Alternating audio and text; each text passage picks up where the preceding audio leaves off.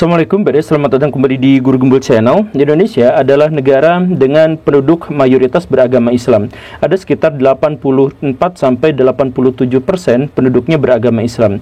Sisanya Kristen, kemudian Katolik, kemudian Hindu dan Buddha dan Konghucu dan seterusnya dan seterusnya.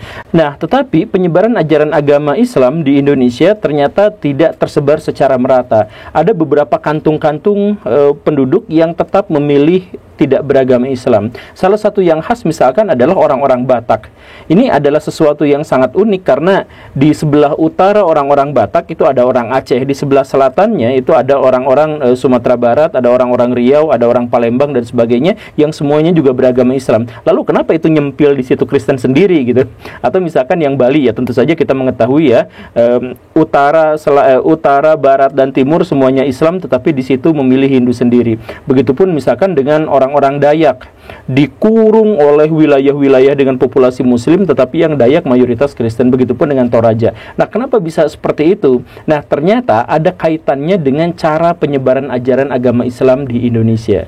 Simak videonya karena kita akan mencari satu titik unik yang menjelaskan kenapa Indonesia bisa sebineka ini. Yuk kita mulai.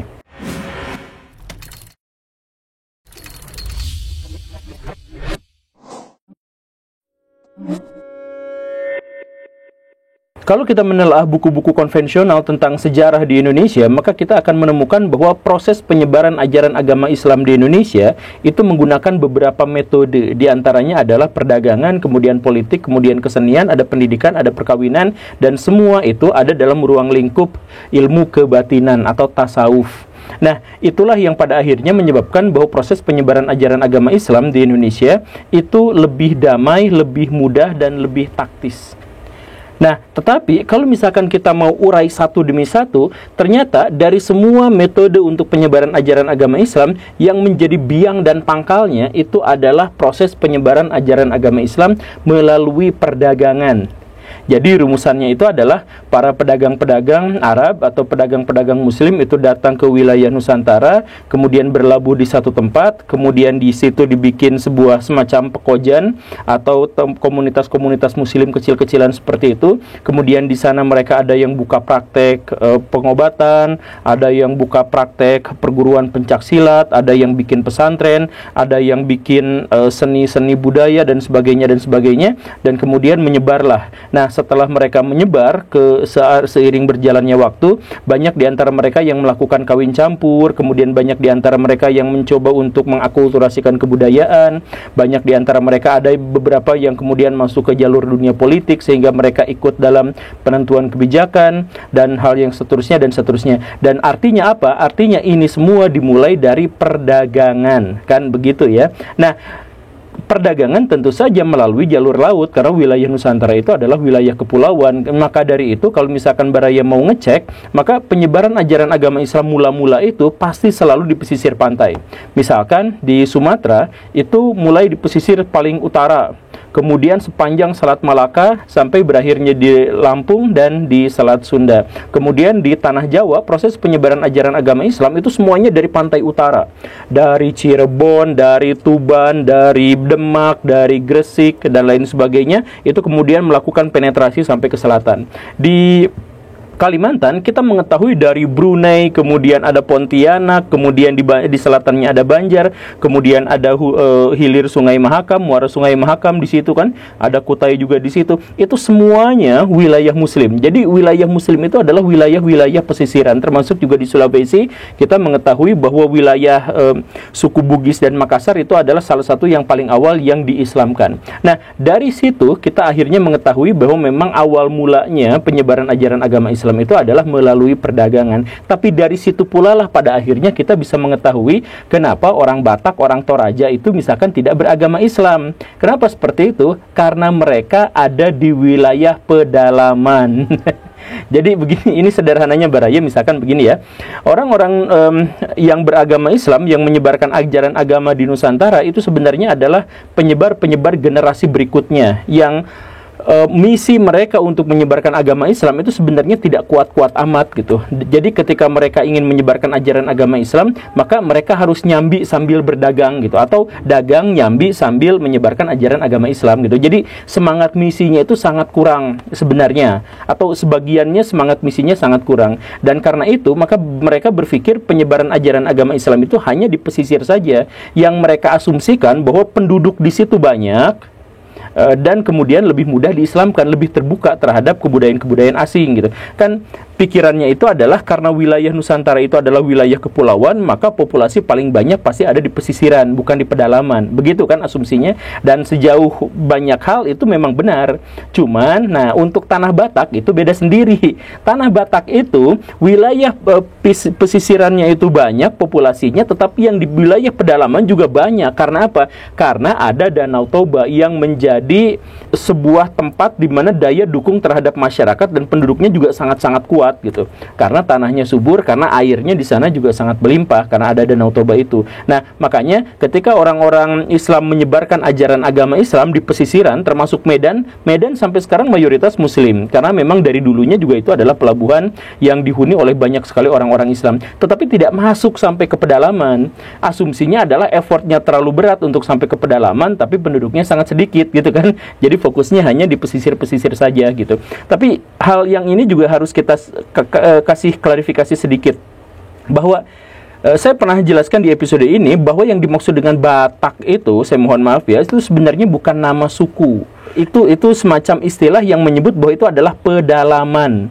Jadi Batak itu artinya adalah pedalaman, sama seperti Baduy gitu. Baduy itu artinya orang pedalaman, bukan nama suku di situ. Nama suku di situ itu adalah suku Toba, suku Mandailing, suku Pakpak, suku Karo gitu. Nah, itu nama suku-sukunya gitu. Kalau Batak itu sebenarnya bukan nama suku, tapi ya entahlah, itu mah sudah, kalau zaman sekarang ya namanya sudah menjadi nama suku gitu ya, karena memang sudah didaftarkan di Indonesia apa segala rupa gitu. Tapi pada dasarnya nama Batak itu sebenarnya adalah pedalaman. Nah, makanya wilayah dalam tanda kutip ya, wilayah suku-suku di Sumatera Utara yang ada di pesisir yang masuk dalam rute perdagangan internasional itu banyak muslimnya, mayoritas muslimnya. Tapi yang Batak dalam artian pedalaman itu tetap tidak beragama Islam. Begitu. Itu alasan kenapa tanah Batak tidak diislamkan.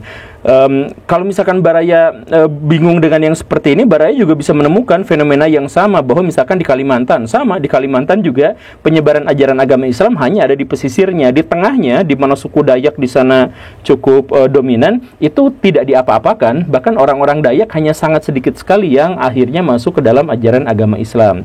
Begitu kan?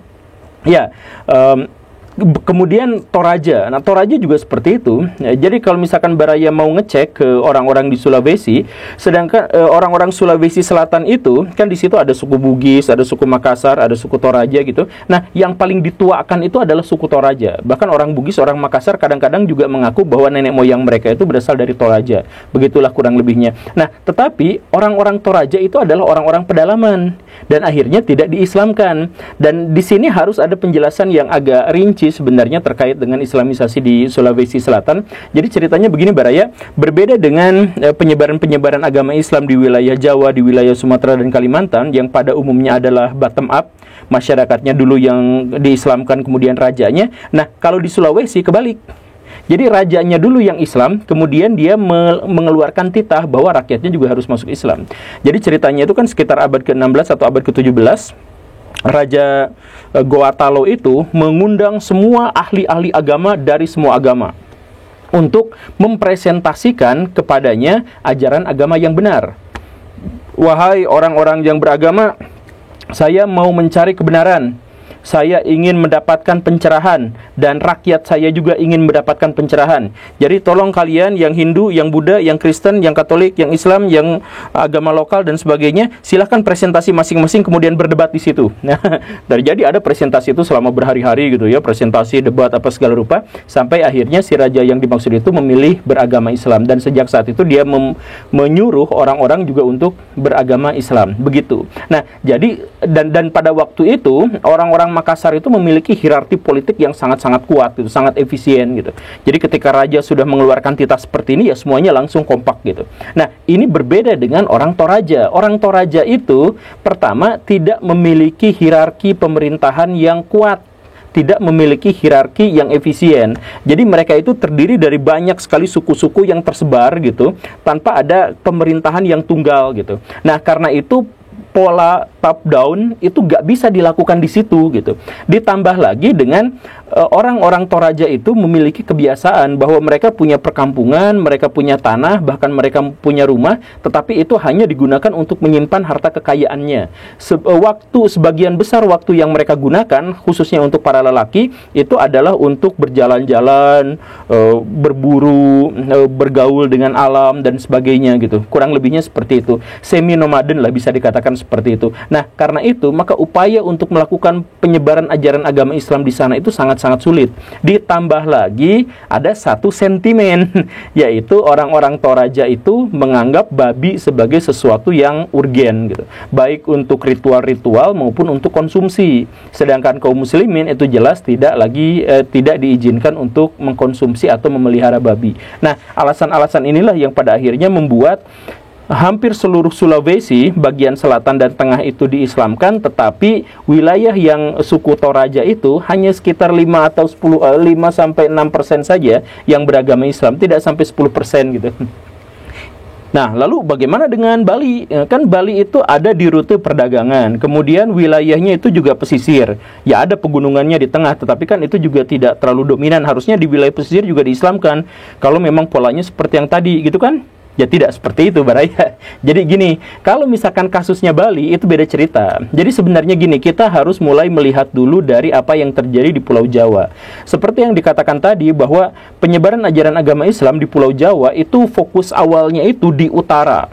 Di Tuban, di Demak, di Muria, di Gresik, di Surabaya, di Cirebon, kemudian di Banten, masing-masing ada walinya di situ. Nah, setelah di sana diislamkan, kemudian orang-orang yang menjadi murid-murid dari wali itu melakukan penetrasi ke sebelah selatan, gitu kan. Nah, tetapi di situ ada celah, yaitu Jawa Barat. Jawa Barat itu khususnya Priangan itu sama atau mirip seperti orang-orang Toraja atau mirip seperti orang-orang Dayak, di mana mereka itu semi nomaden. Jadi masyarakatnya pada waktu itu memiliki kekuasaan, memiliki hierarki politik, tetapi tidak terlalu kuat. Bahkan catatan-catatannya juga tidak sebanyak yang ada di di Jawa Tengah dan di Jawa Timur. Karena memang banyak yang berpindah-pindah di antara mereka. Karena itu mereka mengalami kesulitan untuk diislamkan. Mereka diislamkan itu baru oleh orang-orang sesama orang Sunda ketika Portugis datang gitu.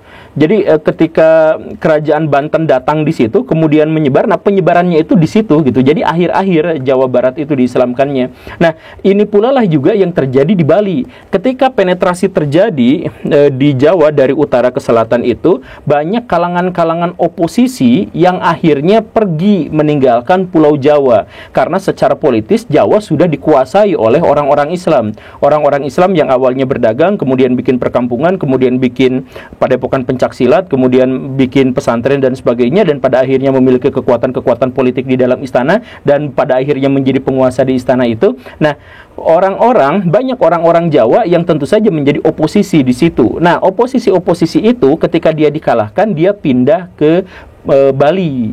Makanya banyak sekali, bahkan sampai sekarang orang-orang Bali itu mengaku bahwa mereka itu adalah keturunan Majapahit, atau kami wong Majapahit gitu kan. Ya, seperti itu. Nah, karena sejak awal mereka itu adalah oposisi bagi Islam politik di Jawa yang kabur atau mengungsi ke Bali, maka mereka sudah memiliki resistensi terhadap ajaran agama Islam. Jadi ketika Islam mencoba masuk ke sana, itu udah kuat penahannya itu, udah kuat tamengnya itu, tameng orang Bali itu, sehingga gagal untuk diislamkan. Tetapi satu hal yang juga harus digarisbawahi di sini adalah bahwa di sana bukan beragama Hindu pada waktu itu, karena istilah Hindu Bali itu baru muncul tahun 1957 ketika pemerintah Indonesia memaksakan bahwa di Indonesia hanya ada 5 agama yang diakui gitu kan. Nah, jadi yang di Bali itu, pelarian dari Jawa ke Bali itu kan sebenarnya ada orang Kejawen, ada orang penyembah leluhur, ada orang Bhairawa, ada orang Shiva, ada orang Vaisnawa, ada orang Buddhis dan sebagainya, macam-macam segala rupa. Itu semuanya, pokoknya mah yang oposisi Islam, itu semuanya pindah ke Bali dan Banyuwangi sebenarnya. Tapi Banyuwangi dan Bali kita fokuskan ke Bali gitu ya. Nah, setelah lama kemudian mereka memiliki resistensi, ada sebenarnya beberapa kali kesempatan upaya untuk orang-orang Islam itu melakukan serangan secara militer. Kan secara budaya tidak bisa. Secara militer ada upaya beberapa kali untuk ke sana, tetapi sumber daya kerajaan Islam di Pulau Jawa itu tidak cukup.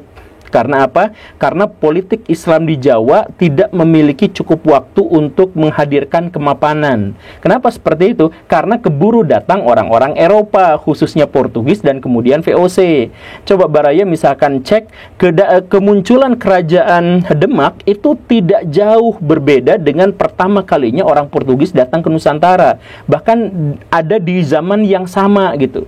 Nah, jadi ketika orang-orang Islam di Jawa itu misalkan gagal melakukan penetrasi budaya ke Bali, kemudian mereka siap-siap untuk melakukan ekspansi, mereka tidak memiliki cukup waktu untuk itu karena tiba-tiba dari arah barat sudah ada orang-orang barat yang pada akhirnya melakukan penjajahan kepada wilayah Nusantara. Begitu. Dan akhirnya sampai saat ini orang-orang Bali masih bersikeras dan bersikukuh dengan ajaran agama leluhurnya. Ajaran agama leluhur kita anggap seperti itu, sebab kalau misalkan istilah Hindu itu adalah istilah yang diperdebatkan. Begitu. Nah, kemudian ada masalah baru. Kalau seandainya orang-orang Toraja, orang Batak, orang Dayak itu tidak mau memeluk agama Islam, kenapa mereka tiba-tiba masuk ke dalam agama Kristen? Ya karena orang-orang atau para penyebar ajaran agama Kristen yang datang ke Nusantara itu niatnya lebih kuat. Dan ya pokoknya mah motivasinya lebih tinggi, lebih besar. Sehingga ketika orang-orang Islam datang ke Nusantara untuk menyebarkan ajaran agama Islam itu sambil berdagang, ada motif ekonomi di situnya, maka sebagian besar para penyebar ajaran agama Kristen ke wilayah Nusantara itu sudah niat banget dari awal. Karena misinya ya satu itu aja, bukan dagang, misinya bukan apa, tapi misinya adalah untuk penginjilan atau untuk penyebaran ajaran agama Kristen. Gitu poinnya tuh. Makanya mereka itu ya rela masuk ke apruk-aprukan gitu ya, ke suku Batak. Dan jangan dikira itu suku Batak tuh sempat melakukan perlawanan, bahkan misionaris-misionaris itu banyak yang dibunuh gitu di sana itu, bahkan dimakan. Orang Batak suka makan orang di zaman dulu tuh, jadi hati-hati. Itu banyak misionaris yang dimakan sama orang-orang Batak itu, tetapi karena mereka memang sudah sejak awal itu berhikmat untuk Tuhan, rela martir apa segala rupa, ya datang lagi ke sana sampai akhirnya banyak orang Batak yang beragama Kristen, begitu kurang lebihnya. Begitupun itu yang terjadi di Toraja, begitupun itu yang terjadi di Dayak gitu ya. Di Dayak juga ada yang, saya mohon maaf, yang kanibal gitu, khususnya Dayak Tring itu ada misionaris ke sana dimakan. Enak gak sih? Ya begitu. Saya pernah bahas di salah satu episode yang lampau sekali bahwa orang-orang Dayak dan orang-orang Batak itu bersepakat bahwa daging manusia itu yang paling enak tuh di sini. Ini enak banget katanya, kayak makan ceker mungkin ya. Ya tapi kata mereka sih, saya kan nggak pernah ngerasain. Ya tapi begitulah kurang lebihnya. Dan kalau misalkan Baraya tidak setuju, misalkan wah kata siapa orang-orang Islam kurang bersemangat dalam penyebaran agama Islam, ya cek aja sampai sekarang kan. Penyebar ajaran agama Islam sekarang juga semangat menyebarkan ajaran agama Islamnya kurang sekali dibandingkan dengan orang-orang Kristen. Kalau orang-orang Kristen makan sampai bawa Indomie, aqua galon, apa segala rupa dibawain gitu kan. Kalau orang Islam nggak mau, orang Islam menunggu diundang, nanti diundang datangnya juga ke masjid, dibayar pula, kemudian menyebarkan ajaran agama Islam ke orang Islam yang lain gitu. Jadi yang disebut dengan dai itu kan orang yang dakwah gitu ya, yang menyeru gitu. Itu bukan menyeru sebenarnya, zaman sekarang itu diseru gitu, dipanggil, ayo kita datang ke sini untuk bikin pengajian. Dan ketika bikin pengajian, boro-boro menyebarkan ajaran agama Islam, tetapi mereka cenderung untuk menyebarkan pahamnya atau sektenya kepada orang-orang Islam yang bersekte lain gitu. Jadi yuk kita ikut pengajian sunnah gitu, ikut pengajian sunnah padahal Wahabi gitu. Yuk ikut pengajian Islam Nusantara padahal NU apa segala rupa yang kayak gitu. Jadi mengajak bukan mengajak orang non-muslim ke dalam Islam, tetapi mengajak orang Islam masuk ke dalam sektenya gitu. Ya, kalau misalkan Baraya tidak setuju dengan pernyataan itu, ya silakan saja buktikan dengan realitas gitu ya. Oke, itu saja ya. Terima kasih karena sudah menyimak. Saya Guru Gembul. Assalamualaikum warahmatullahi wabarakatuh.